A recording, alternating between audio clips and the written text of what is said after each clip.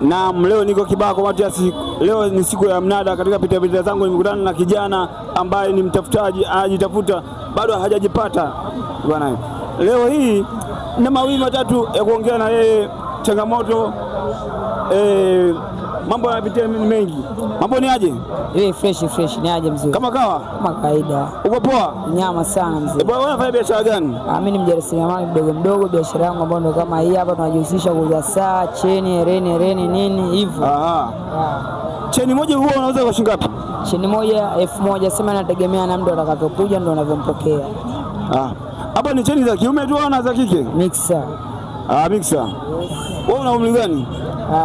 Miaka 22 tu bwana mdogo. Sawa. Changamoto zipi unapitia?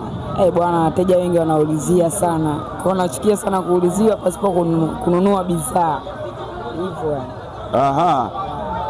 Hii biashara ni ya kwako au umeajiriwa? Biashara hii ni ya bosi. Ya bosi? Yes. Kama kwa mwezi unalipa shilingi ngapi? Kwa mwezi nalipwa 130,000. Je, inakidhi mahitaji?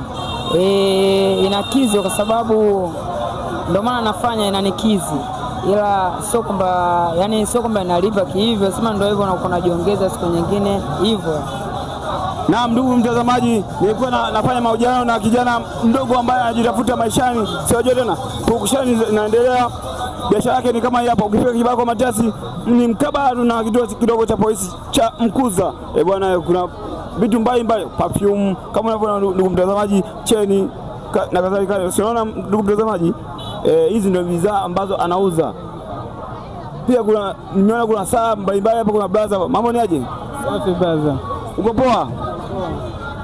Mambo yanaendaje? Safi tu. Fresh kabisa.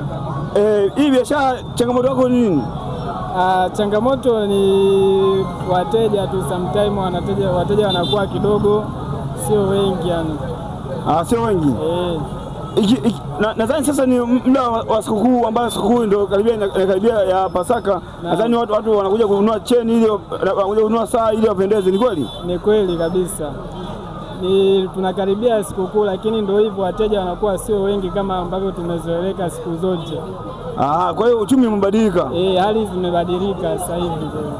Samahani, unaitwa nani jina? Mimi naitwa Alifa. Sawa. Je, kwa mfano mteja akija hapa saa moja unauza shilingi ngapi? Saa hapa bei ziko tofauti. Kuna za 5,000, kuna za 8,000, 12,000 na kuendelea. Watu wanafikia bei hiyo? Hivyo tunaenda nao, japo wengine hawafiki, lakini tunaangalia kupatikana chochote kile unaweza ukauza tu. Imradi usifanye biashara isilale, au sio? Imradi biashara isilale. Naam, ndugu mtazamaji, huyu naye nimkuta hapa kituo cha polisi hapa mkabala kituo cha polisi kidogo cha Mkuza. Anauza bidhaa kama hizi, saa kama yani wale wajanja wa kutupia nini vitu kama hivyo. Ndugu mtazamaji, kama unavyoona vitu ni vingi anavyouza. Njoo hapa mkabala na kituo kidogo cha polisi, kila Ijumaa utamkuta hapa, utajichukulia bidhaa nzuri za kupendeza. Asante kwa kushiriki.